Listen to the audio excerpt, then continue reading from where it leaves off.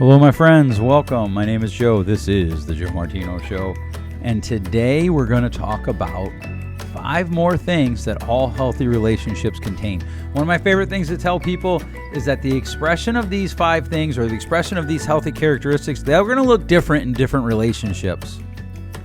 But all healthy relationships are going to have these characteristics. Let's kick it off. This is the Joe Martino Show. You're listening to The Joe Martino Show, a podcast dealing with all things emotional, relational, and human nature. Joe is a licensed counselor in the state of Michigan, specializing in relationship therapy. He is also the author of the book, The Emotionally Secure Couple. All advice offered in this episode is offered for entertainment and educational purposes only. Enjoy the show.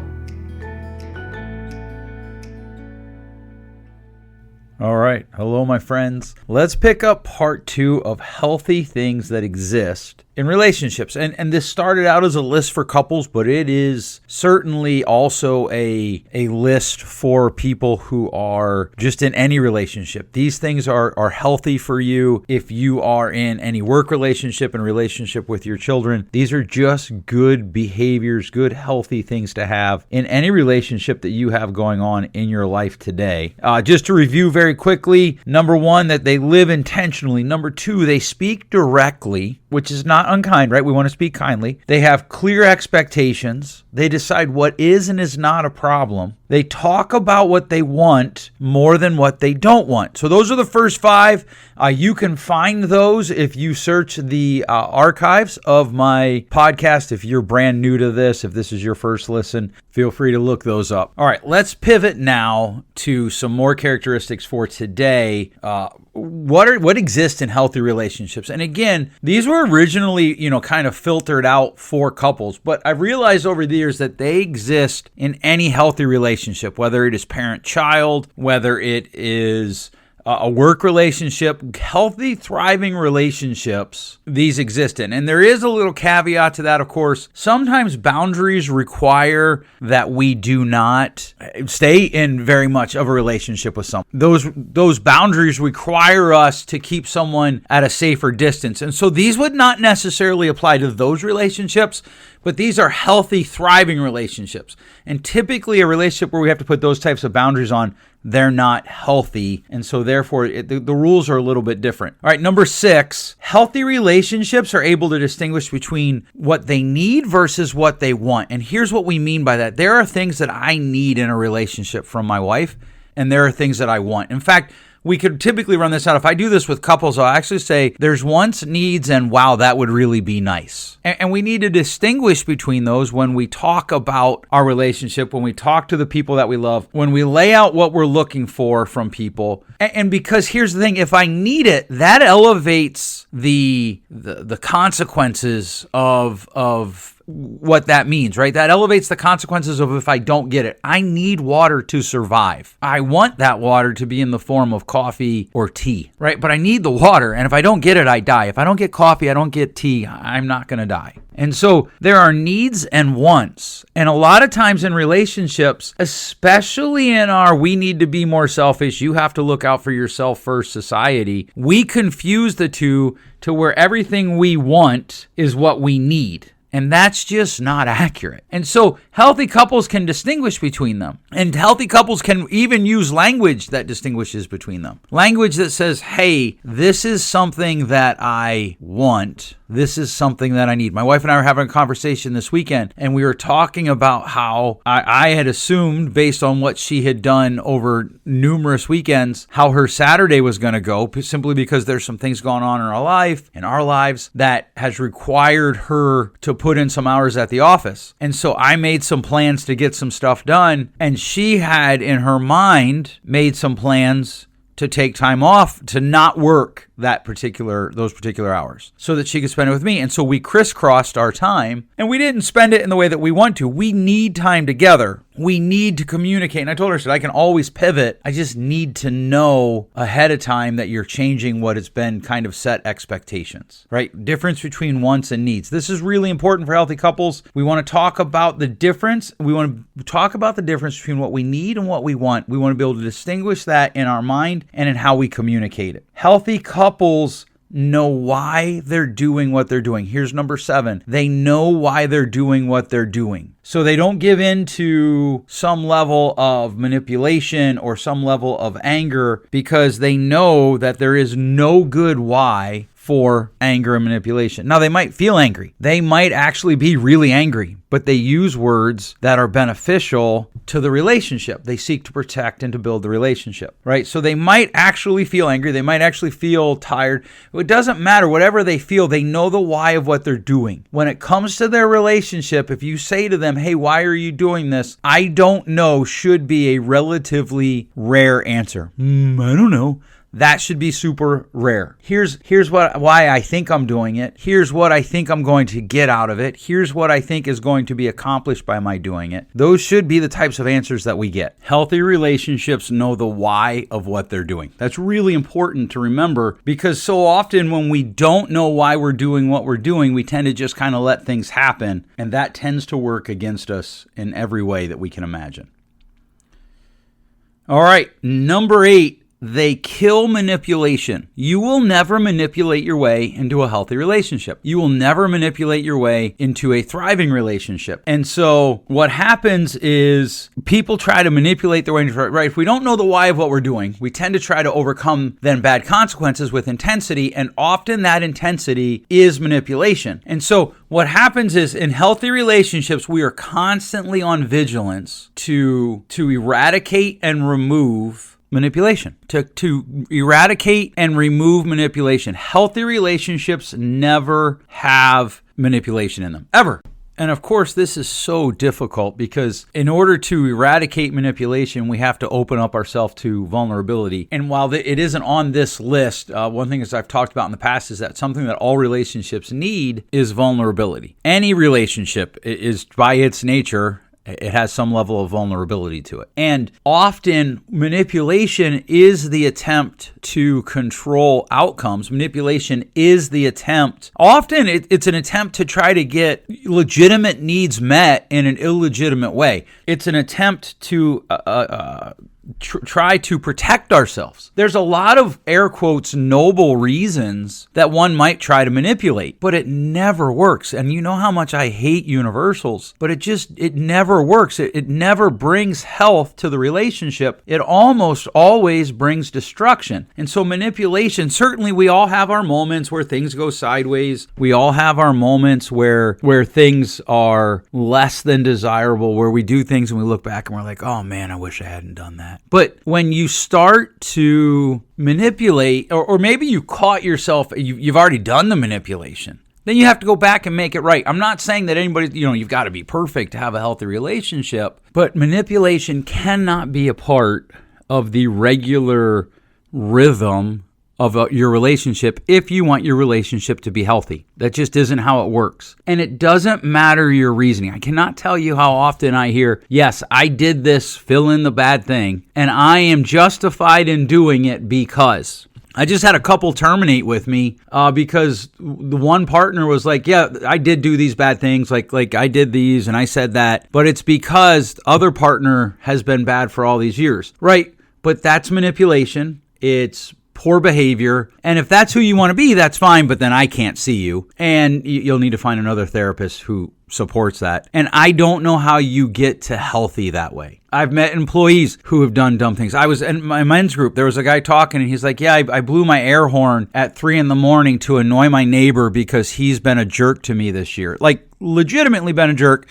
Legitimately done some awful things, but how are, okay, and everybody's like, well, that's kind of petty. Yeah, worse than petty, it's manipulation, because what you're saying is behave in a way that I want you to, or I don't have to treat you well. I don't have to treat you in a way that I believe is the right way to treat people. We can't excuse bad behavior in order to think that we will somehow create good behavior or a good relationship. Number 9. Healthy couples, healthy relationships endure distress. And I always debate maybe this should come before the manipulation one, because if you're going to be healthy, you're going to have conversations, you're going to engage in things that you're going to find distressful. You're going to do things that you find distressful. And so often our attempt to manipulate comes out of our desire to avoid distress. But all healthy relationships will develop their muscle to endure distress. And so healthy relationships have distress. And think about this. If this is true, one of the things that will often take couples or relationships into unhealthy territory is the people in the relationship, their inability to withstand stress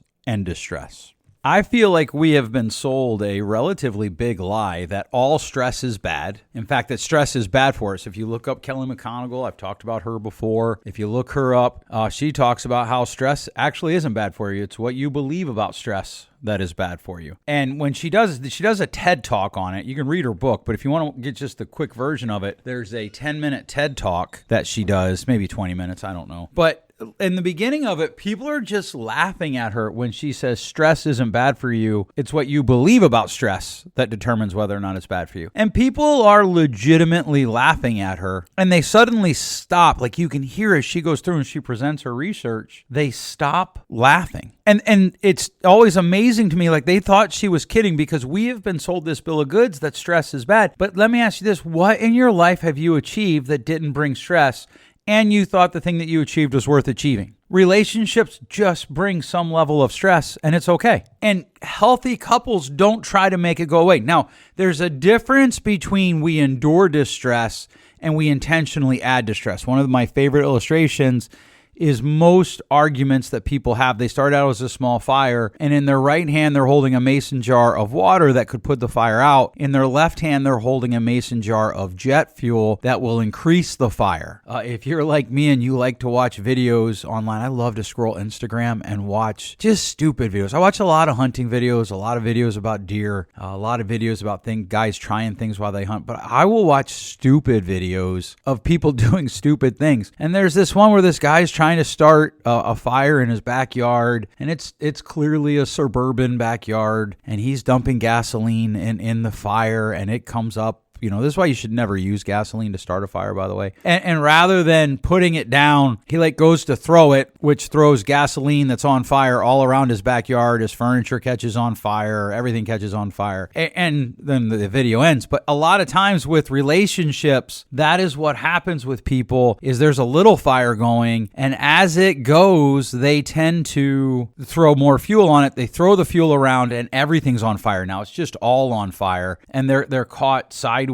trying to figure out why everything's on fire, rather than just enduring the initial fire and not adding jet fuel to it. So when we say that a healthy relationship endures distress, we don't mean that they add to it, but they also don't try to make it artificially go away. Sometimes you just have to sit in the distress and know that it'll be okay when you get through it. And of course, once we realize that we can endure distress, we can put away manipulation and embrace healthier, strategies, which might be, is there a legitimate problem that I need to solve? Is there a legitimate problem that I just need to endure because we can't solve it? Is there something that it actually isn't a problem and I just need to get a cup of coffee or a cup of ice cream? Something like that. Okay, so just to recap, they distinguish between what they need versus what they want. They know why they're doing what they're doing or why they're asking for what they're doing. They absolutely, positively destroy manipulation. They try to remove it completely from their relationship. They endure distress. And lastly, for today at least, I don't know, when I was putting this list together, it kept growing on me. So maybe we'll do another one at some point. They listen intentionally. Now, here's the thing. We start with they live intentionally, but we're going to talk about listening intentionally. One of the things that I'm always amazed about with our society is we talk so much about how people need to talk intentionally.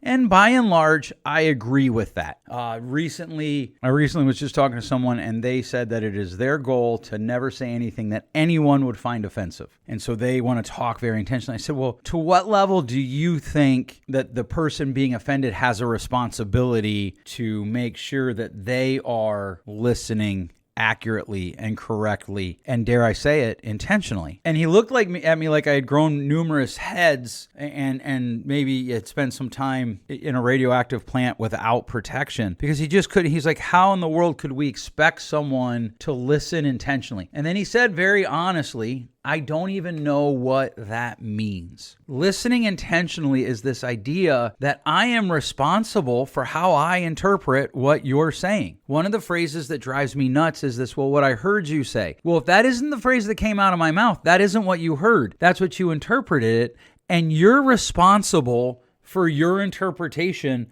of what I say. I'm not. I'm responsible for how I interpret what you say. You're not. And healthy couples, healthy relationships, they don't just acknowledge this principle, but they embrace it. In fact, I'll go so far as to say that, like to the guy I was talking about, I said to him, have you considered that while what you're stating is clearly a noble goal, it is clearly a noble goal to be as winsome as possible, but have you considered that it's also a noble goal to be offended by as few things as possible, to do deep soul searching. In fact, I'm going to do a whole episode on this, but to be willing and able to do deep soul searching in real time about what's going on inside of you every time you find yourself offended. And certainly, there are times that we should probably be offended, right? There are things that are said, things that are done that we should be offended. But what if we made it our goal to listen intentionally? To not listen so that we could respond, to not listen so that we could tell the other person why we disagree with them, to not listen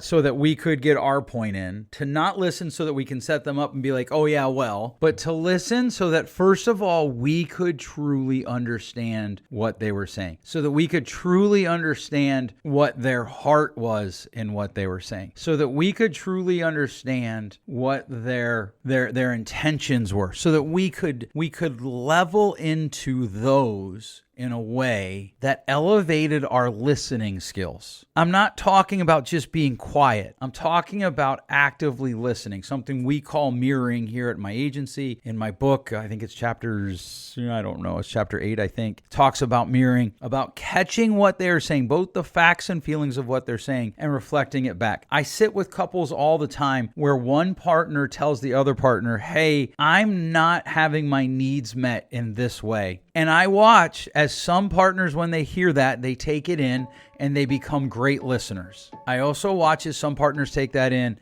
and they demonstrate that not only are they not very good listeners, they're not very interested in becoming good listeners. And healthy relationships have two people that listen intentionally to what's going on. All right. I hope that you're enjoying these lists. I hope that they're helpful to you. I hope that you are finding benefit in it. If you are, please share it with your friends. Slap it up on social media. Give me a rating in the podcast store. Thanks so much for listening. We'll catch you next week.